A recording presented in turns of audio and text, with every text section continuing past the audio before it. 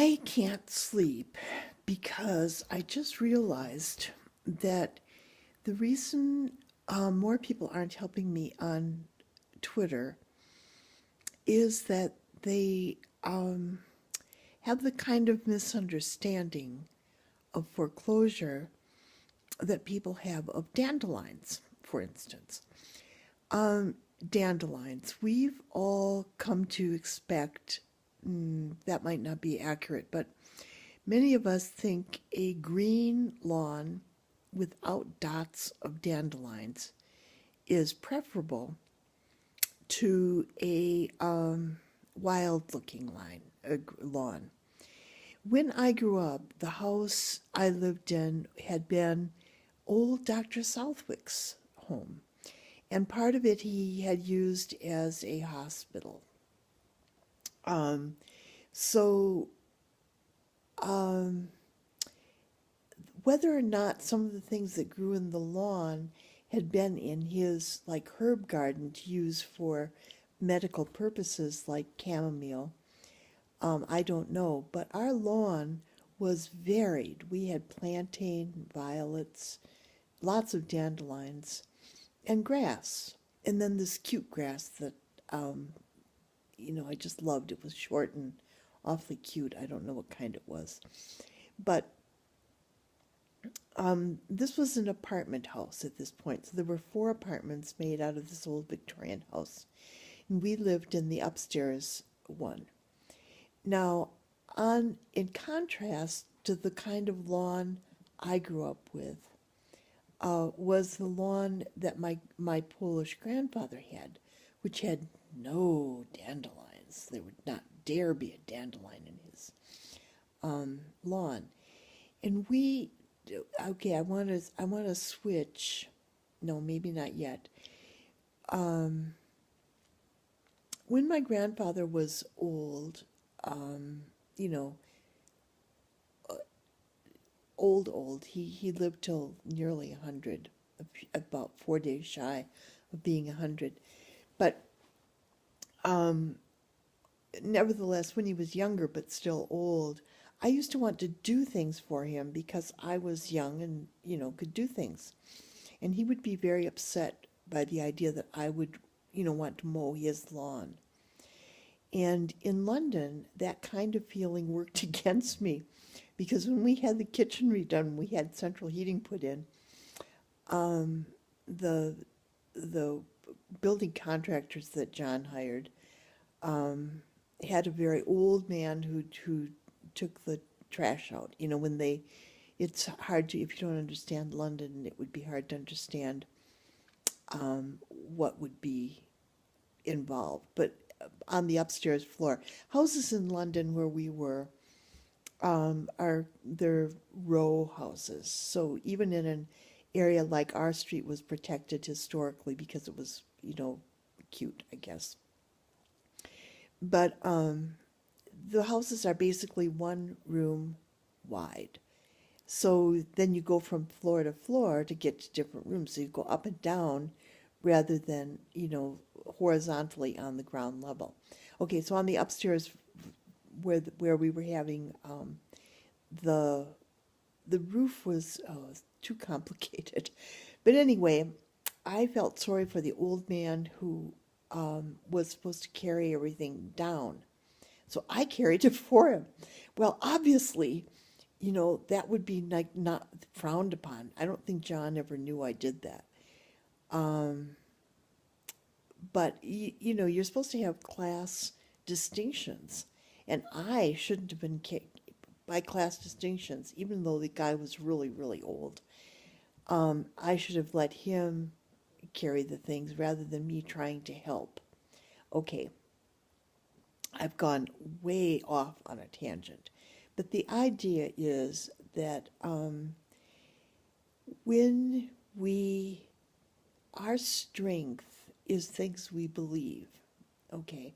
So if you believe that your lawn shouldn't have dandelions, then you could be easily convinced to use Roundup to kill them.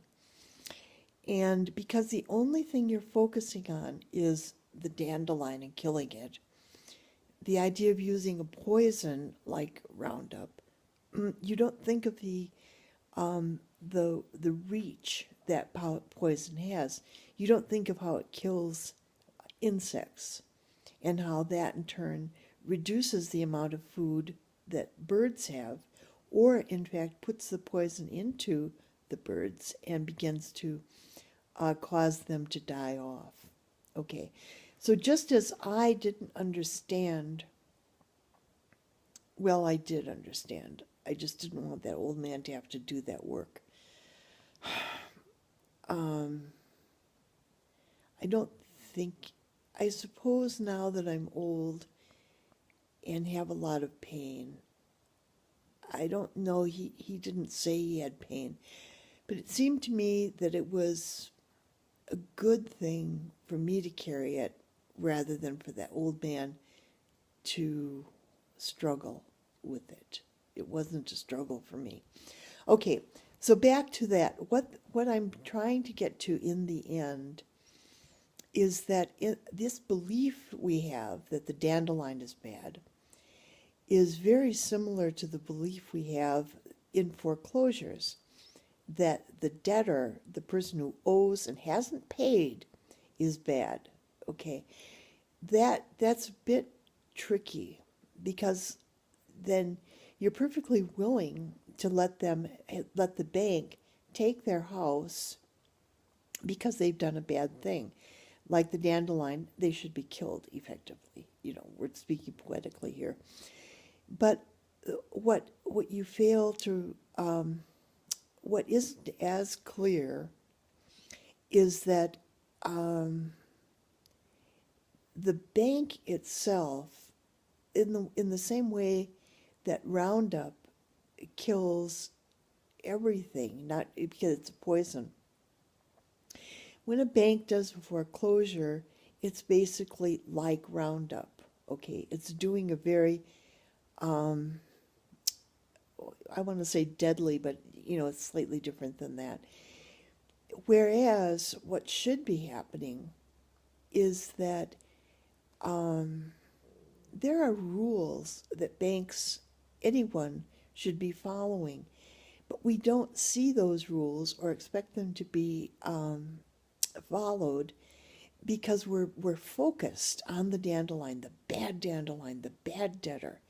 So we don't ask for the larger reality, the larger, the more perfect reality.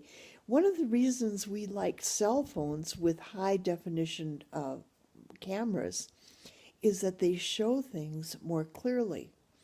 They show details. When you have a lawn with a lot of different plants in it, chamomile, violets, clover, you have a richness which you don't have if you have a lawn simply of grass because you've killed off everything else just to have that perfect green. The perfect green of a foreclosure, of a bank getting to foreclose to get all its money, every penny, and then take your house and possibly, probably give it to a corporation at this point who can rent it over and over and over again, rent it. And there will be no one taking care of it the way you did. Okay, that's a tricky thing to understand because it's a really big concept. The idea that everything in our lawn, the worms, the little bugs I don't know the names of, all of that is good, rather than the green lawn being perfect and the only thing we should go after. I hope to do several of these videos. It's early morning. I couldn't sleep. So I hope that the other ones can be a little shorter. But I hope you come to understand how we are being confused when we're taught, we're shown that we should focus on one thing, the bad dandelion, the bad debtor. When we follow those instructions, we're living by Rothschild rules, by bank rules, by the rules that take the richness, the diversity of all the different plants and insects and things, and eventually our birds and our food. Okay, thank you for listening.